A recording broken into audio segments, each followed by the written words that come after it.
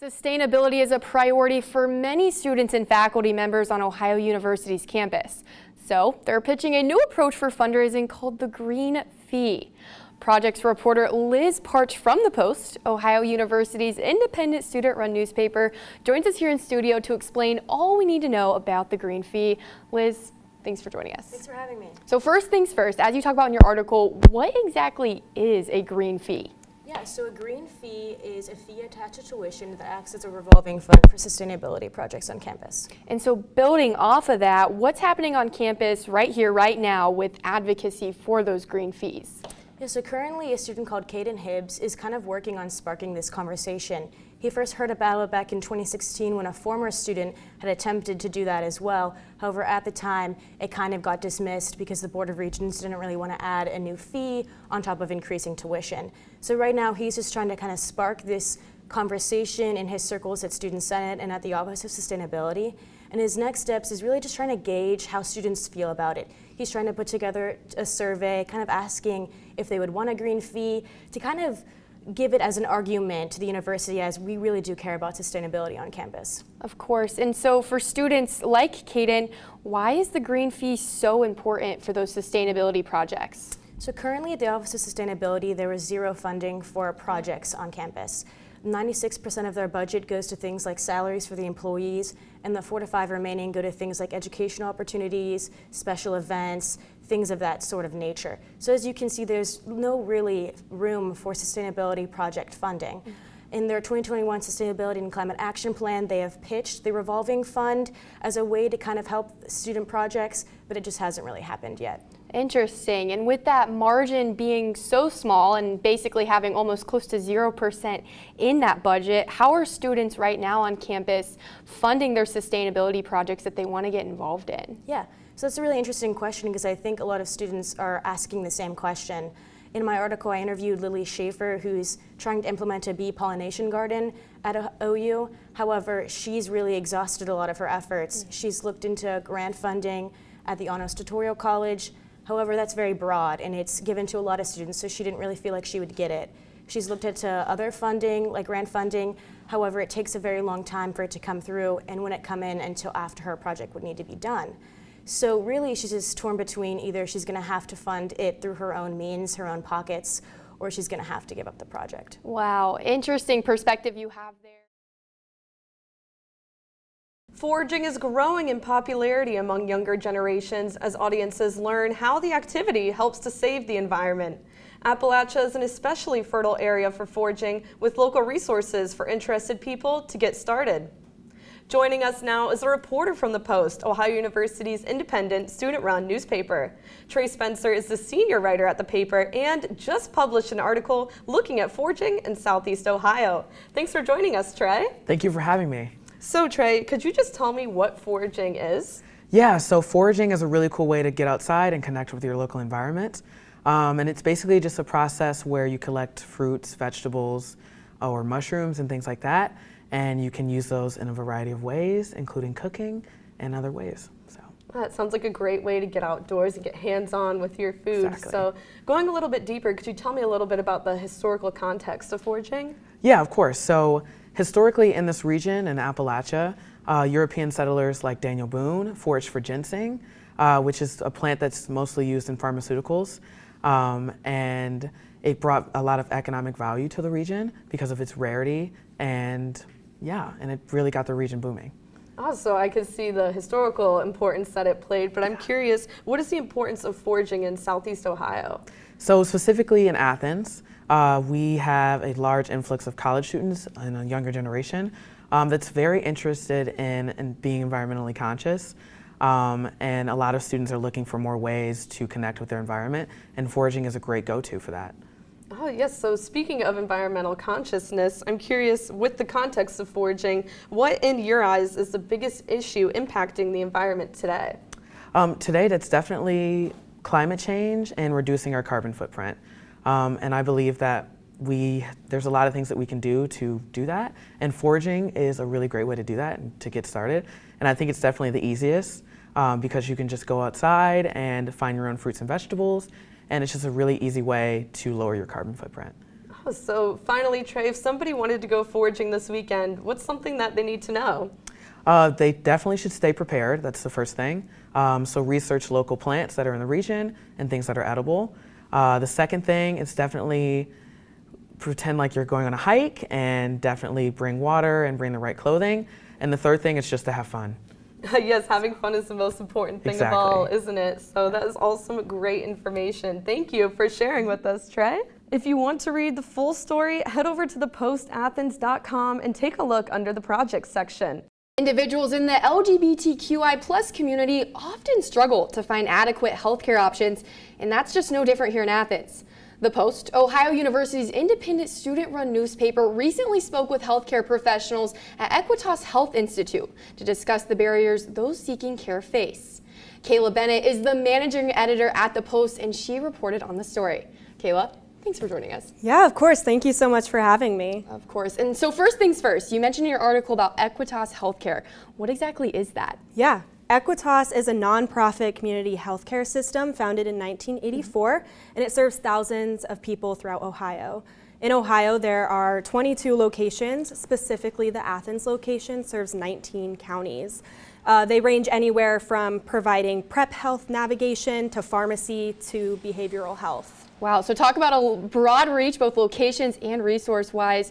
So when you talk about barriers, what kind of barriers do people face? Right, so since we're in a more rural setting, you'll see more barriers in a rural setting than you might compare to an urban setting.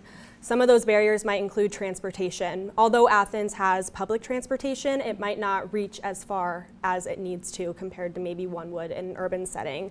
Other things are access. In an urban setting, you might have more locations to turn to. However, in a rural setting, like here in Athens, there's only one. Another thing is some people might be apprehensive to visit a healthcare facility because they're nervous of the terminology that the healthcare professionals might use and might not know, what some things mean and be too nervous to ask. And all those barriers combined create this stigma. And that stigma you mentioned, what exactly does it look like? Right, so this stigma, after talking to my sources, it can come in all different forms. And it stems sometimes from a lack of education. Actually, in Ohio, in K through 12 schools, there is no requirement to teach HIV education at all. And some people might not know the difference between HIV and AIDS. Other things that can contribute to this are, national news, or something that we're close to is called the Bible Belt, which I talk about in my story. And as you talk about in your story, you mentioned a lot of ways people can get resources and support. Where can they find that, and how can they go about that? Absolutely. So first things first, you can check out Equitas's website, which there you can find the 22 locations and find which one would be most accessible for you. You can also call them, or here in Athens, you can visit the location at 8 West Stimson Avenue. And Equitas makes an effort, whoever walks through their doors will help them navigate what's best for them. That's wonderful. Kayla, thank you for your perspective and the time you took to produce this story. And if you want to read that full story, you're going to want to head over to thepostathens.com and take a look under the project section. We've seen a warm winter season here in Athens with fluctuating temperatures day to day. Experts and community members alike are worried about this global warming and how it can affect the local environment. News reporter Madeline Blair from The Post, Ohio University's independent student-run newspaper, joins us to talk all about what climate change looks like here for us in Southeast Ohio. Thank you so much for joining us, Madeline. Thank you. So we've seen warmer winters and fluctuating temperatures. Can you just tell me a little more about that? Yeah, so some people, they may enjoy that we're having this warm winter. However, this is a very concerning issue because here in Athens, we actually experienced 4 70-degree days. This is very uncommon and unusual. Given that, this is going to be an issue that in the long term, that community members, plants, and animals will continue to face. Yeah, and I know you talked to some experts, so what did they have to say about this issue? Yeah, so I spoke to one expert and he focused on the biological sciences behind this all, so plants and animals. For example, plants, they are beginning to bud and flower earlier than expected, which in turn can cause them to die sooner and not bloom when they're supposed to in the summer months. Also, animals are coming out of hibernation too soon. When that happens, they can experience death or a disruption within them. The expert also touched base that local governments aren't doing much to help combat this issue. So he and his colleagues are taking matters into their own hands. However, it's still an issue because if they were to displace animals into new and more stable environments, it's only creating an invasive species. Right, and so what are locals doing in response to all of this? Yeah, so I spoke with a few students here at OU, and they're in a group called the Climate and Sustainability Ambassadors. And one ambassador, she spoke to me about the environmental studies aspect and how she said that we can help reduce the costs of climate change is by reducing our emissions. And to do that, she encourages people to eat at farmers markets and buy their groceries there instead of places like Kroger or Walmart. By doing that, it is one small step to help reduce the climate change issue that we're experiencing. Yeah, and obviously you just talked about, shopping at a farmer's market instead of a big supermarket. Could you just also kind of tell me what's the one primary essential thing that people really need to be doing to reduce their carbon footprint? One primary thing that people can do is continue to recycle and be mindful of their consumption use. Yeah, well, thank you so much, Madeline, for joining us. If you want to read the full story, head to thepostathens.com and take a look under the news section.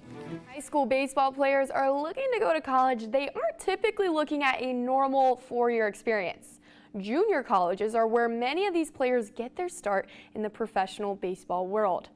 Assistant sports editor Ashley Beach from The Post, Ohio University's independent student-run newspaper, joins us here in studio to explain all we need to know about the JUCO Bandits. Ashley, thanks for joining us. Thank you for having me. So first things first, what exactly are the JUCO Bandits and what does that even stand for?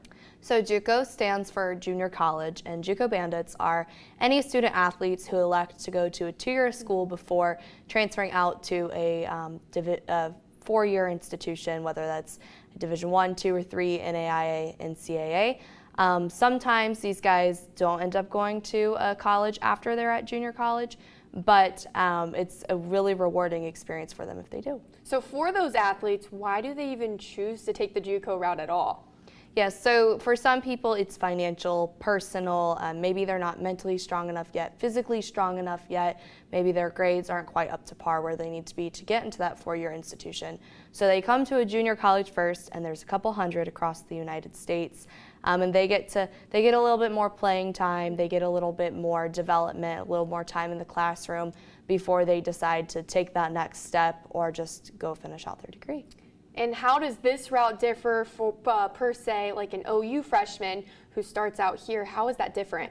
So you're probably not going to have that red shirt your freshman year. You're probably not going to sit as much, and you're going to get to play strictly freshmen and sophomores, and with COVID eligibility remaining, maybe a junior. Mm-hmm. And you're not going to have as many restrictions from the NCAA on playing time. The NJCAA allows more games in the fall, so you get a little bit more practice in there. And San Jacinto head coach Tom Arrington talked about how his team gets to work a little more during those times and how it's a nice piece of development. But you're not going to have as much financial support as a 4-year institution does. Ohio University's Will Sturrock went to a junior college, and he talked about working Minnesota Vikings and Golden Gopher games in order to just afford a glove. So it's kind of different. There are some benefits, but there also are some downsides. And then for here in Athens, are there any current OU baseball players, as you mentioned, that took the JUCO route? There are. I believe there's over 10 of them. Wow. A lot of the guys who transferred in for this year's team are from junior colleges all across the United States, and there's around 60 active players in the Mid-American Conference who went to junior colleges. Interesting. Well, Ashley, thank you for your perspective. If you want to read more about Ashley's full story, head over to thepostathens.com and take a look under the project section.